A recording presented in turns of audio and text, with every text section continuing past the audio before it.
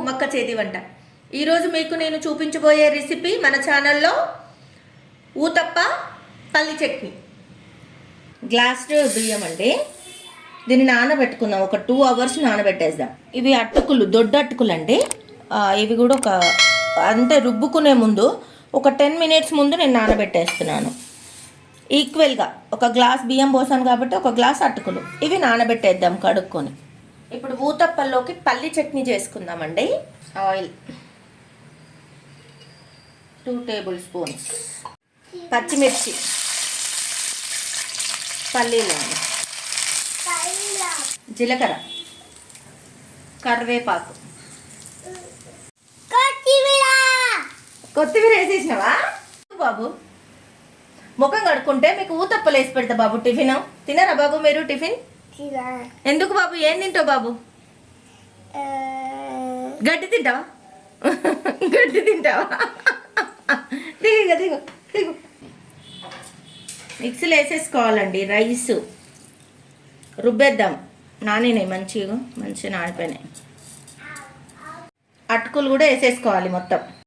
మనం ఏ గ్లాస్తో అయితే మనం రైసును అటుకులు కొలిచాం కదండి, అదే గ్లాస్తోని ఈ గ్లాసెడు పెరుగు వేసేయాలి.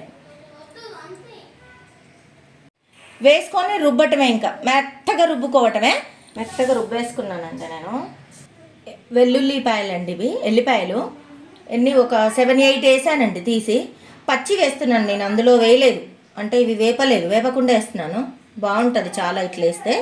రుచికి తగ్గట్టు ఉప్పు వేసుకోవాలి, మన ఇష్టం, మనకి ఎంత కావాలంటే అంత. దీన్ని మిక్స్.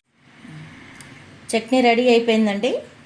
దీంట్లో కొంచెం పోసి పెట్టేసుకుందాం. ఇందాక మనం ఇందులోనే చేసుకున్నాం కదండి, అది అందులోనే ఒక పావు నూనె పోసాను నేను. కొంచెం జీలకర్ర అండి,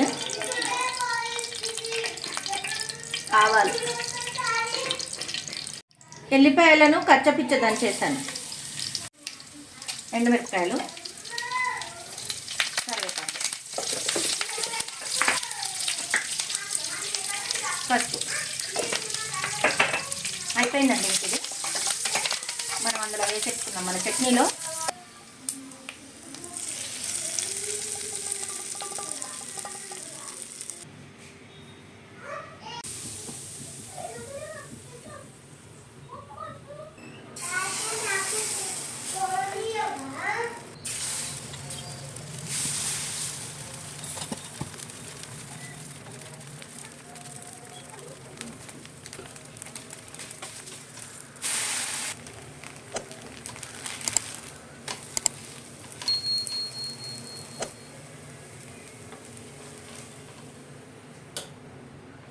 ఎంత బాగా వచ్చినాయి చూడండి, మెత్తగా, చాలా మెత్తగా ఉంటాయండి.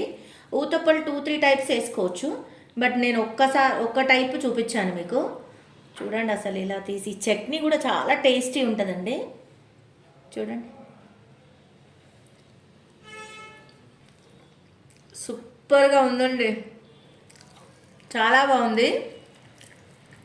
మీరు కూడా ట్రై చేయండి, కామెంట్ చేయండి, షేర్ చేయండి, నా ఛానల్ని సబ్స్క్రైబ్ చేయండి.